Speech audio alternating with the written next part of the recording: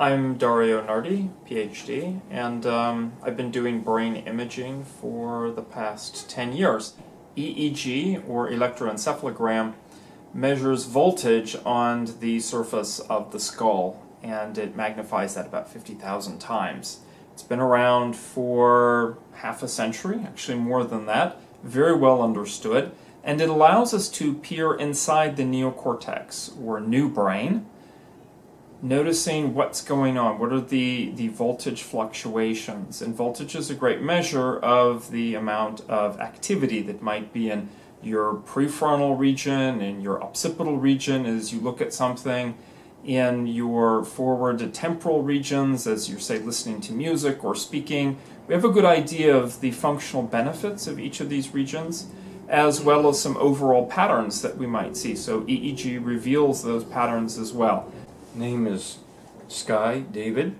The LUMINA NOCTURNA is one of the biophotonic instruments that I've developed. It mimics all of the photobiological characteristics of the human pineal gland. My name is Megan Gallardo, and I am 25 years old. I am a caregiver. I'm a personal trainer. I practice and teach meditation, yoga, and sound healing. The date is March 4th, 2017. This regards an EEG session that was done for a subject named Megan on the 22nd of February, 2017, and the session length is about 46 minutes. This was, Megan did some relaxation for baseline, listening to some music, chatting. Then she used sublingual aya drops, followed by the use of the LUMINA NOCTURNA. While relaxing with the aya drops, this was the lowest amount of activity, just barely registering, so very, very quiet. Brain was more active during the LUMINA NOCTURNA. The LUMINA NOCTURNA does take a little bit of time to kick in. Okay, so it's not like the aya drops, which kick in maybe a minute. And we see really, really nice calm. So what does the ayahuasca do? It puts you into this alpha state, and you body connected. We often go here when we close our eyes, when we do an internal task. This is a fun state. Okay, it can be when we're listening to music or the memory or whatever is pleasing, but it can actually feel bad if we focus intently on something negative, such as reliving past experience. Of course, she didn't report any negative experiences here, so really, really putting the person in their body, connecting them, that's really great. And clearly she's more solidly in the gut feel alpha.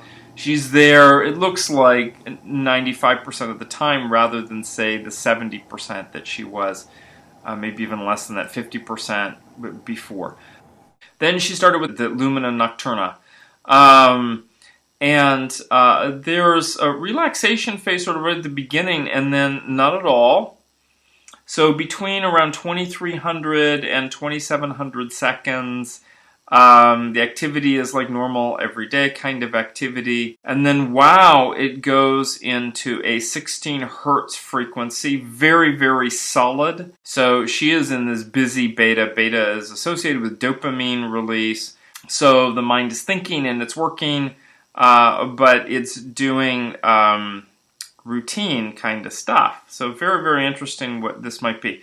The LUMINA NOCTURNA takes a few minutes to kick in for sure, and then it continues a number of minutes after the treatment. What we see is that with the ayahuasca drops, that the visual and kinesthetic increase quite a bit, and that the auditory is pushed down.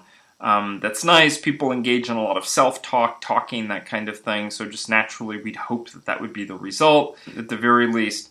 For the aya drops, the auditory was not actually that strong, that it was mostly visual and kinesthetic.